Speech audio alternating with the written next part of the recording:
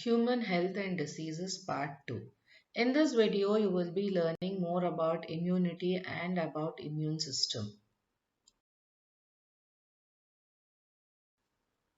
Immunity is the ability of the body's biological defense mechanism that protects the body against the foreign invaders like different kinds of pathogens. And immunology is the study of immunity and phenomena connected with the defense mechanisms of the body.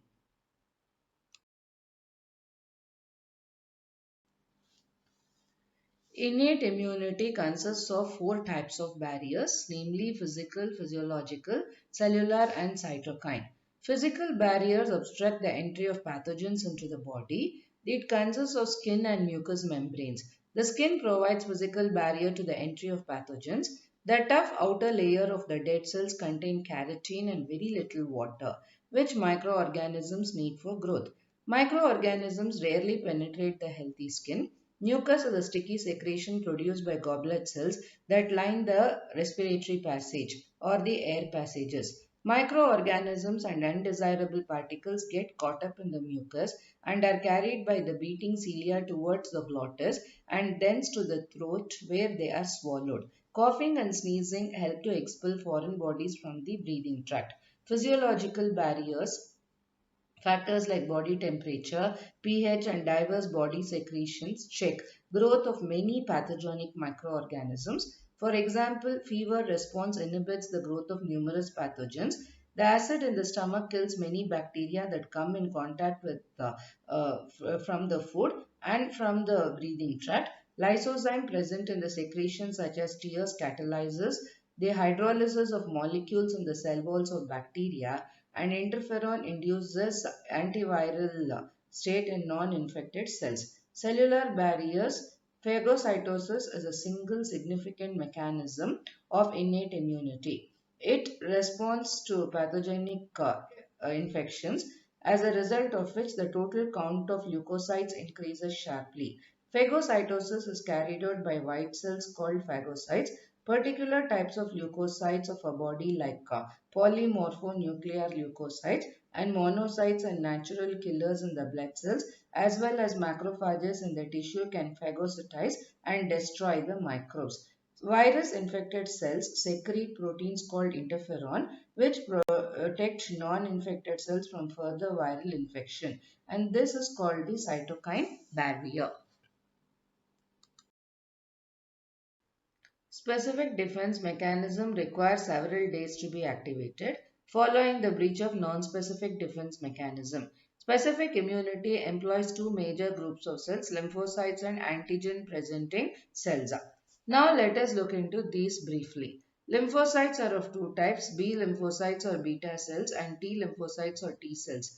Both develop from stem cells located in the liver in the fetus and in the bone marrow cells of the adults. Those that migrate to the thymus and differentiate under its influence are known as T cells, and those that continue in the bone marrow are termed B cells. The young lymphocytes afterwards migrate to the lymphoidal tissue, such as spleen, lymph nodes, and tonsils, where they undergo final maturation. Mature lymphocytes circulate in the body fluids, many of them remain in the lymph nodes. T cells are responsible for cellular immunity, and B cells produce antibodies, a mind-boggling number of 20 trillion per day, that take part in the humoral immunity. Both components require antigens to trigger them into action, but they respond differently. Cells that process antigen presentation, like macrophages and B lymphocytes during adaptive immunity, are called antigen presenting cells. When a macrophage ingests a bacterium, most but not all of the bacterial antigens are degraded by lysosomal enzymes. Fragments of foreign antigens with a certain type of self molecule occur and then displayed on the surface of the macrophage. Thus, the macrophage is an antigen presenting cell that displays foreign antigens as well as its own proteins. The foreign self molecule combination activates certain T cells. Adaptive or specific immunity is capable of recognizing and selectively eliminating specific microorganisms. Macrophages, B lymphocytes, etc. are antigen presenting cells. Every antigen is processed by antigen presenting cells. The processed antigen is presented on the surface of these cells. A subgroup of T cells called T helper cells specifically interact with the presented antigen and become activated. The activated T helper cells then activate B cells and a subgroup of T cells called T cytotoxic cells in a specific manner. The activated B and T cytotoxic cells proliferate to produce the clones. All the cells of a clone recognize the same antigen and eliminate it. Now let us look at the types of different T lymphocytes. Helper T cells assist each other in the immune system. For example, they stimulate B lymphocytes to divide into antibody producing cells. If these helper cells are not present, then B lymphocytes cannot get into action. They also enhance the action of phagocytes. Suppressor T cells inhibit other cells in the immune system. For example, they inhibit the production of antibodies by the B lymphocytes and suppress the action of phagocytes. They act as brakes in the immune system, dampening it down and preventing it from overreacting. Cytotoxic T cells, also known as killer T cells, destroy body cells infected with viruses and other intracellular pathogens before the pathogens have time to proliferate. They also attack cells from other individuals if they get into the body, so they cause the rejection problems associated with the skin grafts and transplant surgery. The helper and suppressor T cells regulate the cytotoxic T cells. Memory T cells have the ability to store information about a foreign antigen once exposed to that antigen and to react rapidly to subsequent attack by the same antigen. Such cells form the basis of immunological memory. Now, what are the different kinds of mediation you find in the immunity? That is the cell mediated immunity. T cells and antigen presenting cells are responsible for cell mediated immunity. T cells infected with viruses and cells that have been altered in some ways, such as cancer cells. They also destroy foreign grafts such as transplanted kidney. There are thousands of different T cells. T cells do not recognize antigens unless they are presented properly. For example, when a virus infects a cell, some of the viral protein is broken down and displayed on the cell surface of an antigen presenting cell. Only T cells with receptors that bind to the specific antigen presented become activated. Helper T cells activation is thought to be necessary for activating many aspects of immune response. Once activated, a T cell increases in size and gives rise to clone of helper T cells, cytotoxic T cells, suppressor T cells, and memory T cells. Cytotoxic T cells make up the cellular infantry. They leave the lymph nodes and make their way to infected area where they destroy the target cells. Helper T cells attract and stimulate macrophages and promote the activity of other T cells and B cells to increase antibody production. Memory T cells have no action but multiply very fast if a second invasion of the antigen occurs, producing an even bigger clone of T lymphocytes and resulting in rapid destruction of the antigen. Suppressor T cells slow down the vigorous response of the T cytotoxic cells and the T helper cells, so slowing down and stopping the immune response. Now let us look at antibody mediated immunity. The B cells or B lymphocytes are a major class of the cells responsible for antibody mediated immunity, also called humoral immunity. They originate in the bone marrow, differentiate into mature B cells, and migrate to the lymphoidal follicles of the lymph nodes and spleen. B cells are activated when they combine with antigen. Activation requires an antigen presenting cell that has a foreign antigen displayed on its surface. B cells also require interaction with helper T cells. Activated B cells multiply, giving rise to a clone of cells. Differentiated B cells called plasma cells produce specific antibodies, also called immunoglobulins, in response to specific antigen. An antibody combines with a specific antigen to form antigen-antibody complex, which may inactivate the pathogen, stimulate phagocytosis, or activate the complement system. Some activated B cells do not differentiate into plasma cells, but instead they become memory B cells. Memory cells continue to live and produce small amounts of antibody long after an infection has overcome. Should the same pathogen enter a body again, the circulating antibody immediately targets it for destruction. Immunoglobulins are structurally related glycoproteins that function as antibodies. In humans, immunoglobulins are grouped into five classes: IgM, IgG, IgA, IgD, and IgE on the basis of the structure and biological activity. Each immunoglobulin molecule is made up of four polypeptide chains. There are two long chains called heavy chains or H chains and two short chains called light or L chains. The four polypeptide chains are held together to form a Y-shaped molecule. The top two tips of this Y-shaped molecule bind to the specific antigens in a lock and key fashion, forming an antigen-antibody complex. IgA assists in protection from inhaled and ingested pathogen. IgD is present on the lymphocyte surface as receptors and it activates the B cells. IgE is concerned with allergic reactions. It binds to mast cells and can trigger inflammatory responses. IgG is most abundant antibody. It causes stimulation of phagocytes and complement system. It crosses the placenta from mother to fetus and protects the offspring during the first few weeks after birth. IgM helps in activation of the B cells. Now let us look into types of immunity.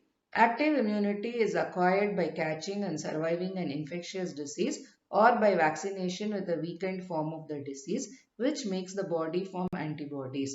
Whereas passive immunity is conferred by transfer of immune products like antibodies, etc., from another individual into a non-immune individual. Colostrum is a milky fluid rich in maternal antibodies secreted by mother during the initial days of lactation. Compared to mature breast milk, colostrum is higher in protein and minerals and lower in sugar and fat. Colostrum is considered essential for newborn infant because the maternal antibodies, mainly IgA, in it helps to protect the breastfed newborn from infection. Colostrum acts to transfer valuable immune factors from mother to the newborn. Let us have a look at vaccination and immunization. Technically, vaccination is the term used for giving a vaccine, that is actually getting the injection or swallowing the drops. Immunization is the term used for the process of both getting the vaccine and becoming immune to the disease as a result of vaccine. Most people use the terms vaccination and immunization interchangeably, but their meanings are not exactly the same because immunity follows vaccination in most but not in all the cases. Vaccine is a preparation containing live, attenuated or inactivated microorganism or some part of the product of them which is used to stimulate an immune response in the recipient which gains immunity. The Salk polio vaccine is an example of a vaccine that contains inactivated viruses. Active immunization is the act of artificially stimulating the body to develop antibodies against infectious disease by the administration of vaccines or toxoids.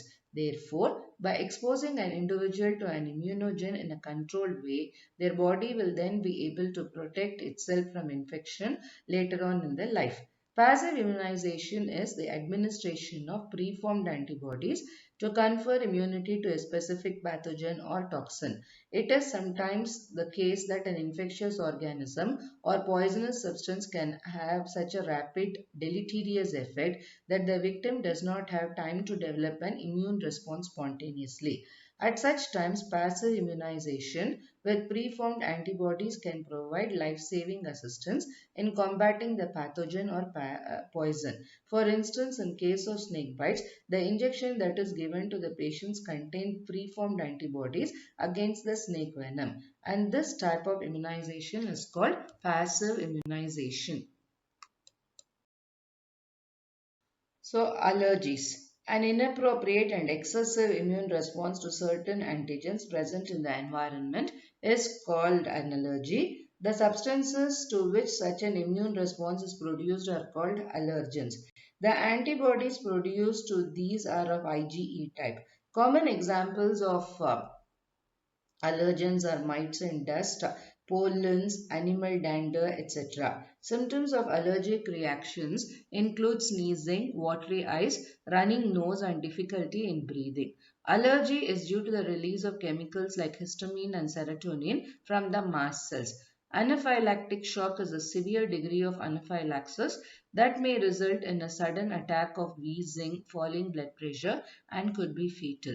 Most often, it occurs following wasp or bee stings or treatment with some drugs. Allergen is an antigen that is capable of inducing an allergic reaction.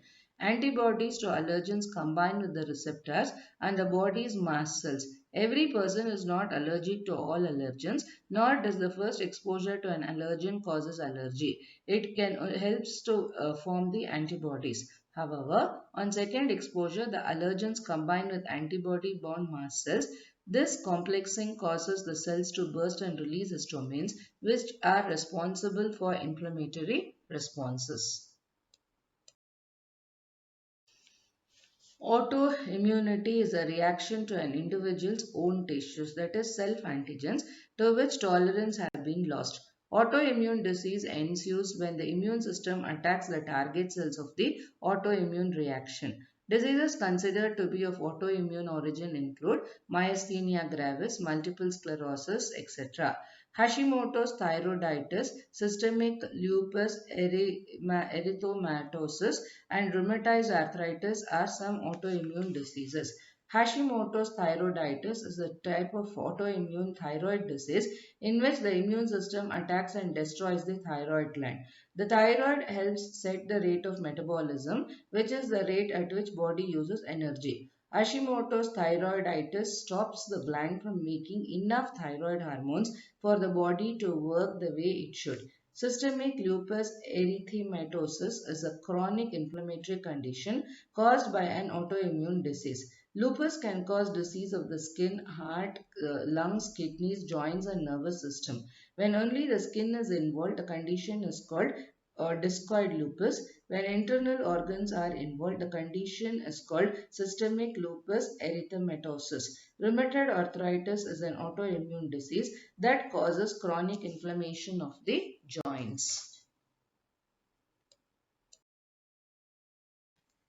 So we have understood that immune system is a complex network of specialized cells and organs that work together to defend the body against the attack by foreign invaders such as bacteria and viruses. It consists of lymphoidal organs, tissues, cells and soluble molecules like antibodies. Now let us look at the organs of the immune system. Lymphoidal organs. These are the organs where the maturation and proliferation of lymphocytes take place. The primary lymphoidal organs are those sites where T and B lymphocytes mature and acquire their antigen-specific receptors. Bone marrow and thymus constitute the primary lymphoidal organs. Secondary lymphoid organs are the sites for proliferation and differentiation of lymphocytes in response to specific antigen. The acquired immune response to antigens usually develop in these organs. These include lymph nodes, spleen, tonsils, pairs, patches of small intestine and appendix. Bone marrow is the chief lymphoid organ where all blood cells including lymphocytes are produced. Bone marrow provides the microenvironment for the development and maturation of B lymphocytes. Thymus is a bilobed gland located near the heart and beneath the breastbone. In relation to the body size, the thymus is largest at birth. It doubles in size by puberty, after which it gradually shrinks, its functional tissue being replaced by fatty tissue. It provides microenvironment for the development and maturation of T lymphocytes. Spleen is a large bean-shaped organ present in most vertebrates, lying in the abdominal cavity, usually in close proximity to the left border of the stomach. It is organized into white pulp and red pulp. It mainly contains lymphocytes and phagocytes. The spleen is the primary filtering element for the blood, which trap blood-borne microorganisms and a reservoir for erythrocytes and platelets. Lymph nodes are small rounded structure and range in size from a few millimeters to about 1 to 2 centimeters in their normal state, lying along the small vessels of the lymphatic system. Lymph nodes serve to trap the microbes or other antigens which happen to get into the lymph and tissue fluid. Antigens trapped in the lymph nodes are responsible for the activation of lymphocytes present there and calling forth the immune response. Lymph nodes may become enlarged when they are actively fighting against an infection. Mucosal associated lymphoid tissues, that is, the lymphoid tissues located within the lining of all the major tracts like respiratory, digestive, and urogenital tract, is called mucosal associated lymphoid tissue or MALT. These surfaces protect the body from an enormous quantity and variety of antigens. The tonsils, Peyer's patches within the small intestine, and the vermiform appendix are examples of MALT. It constitutes about 50% of the lymphoid tissue in the human body.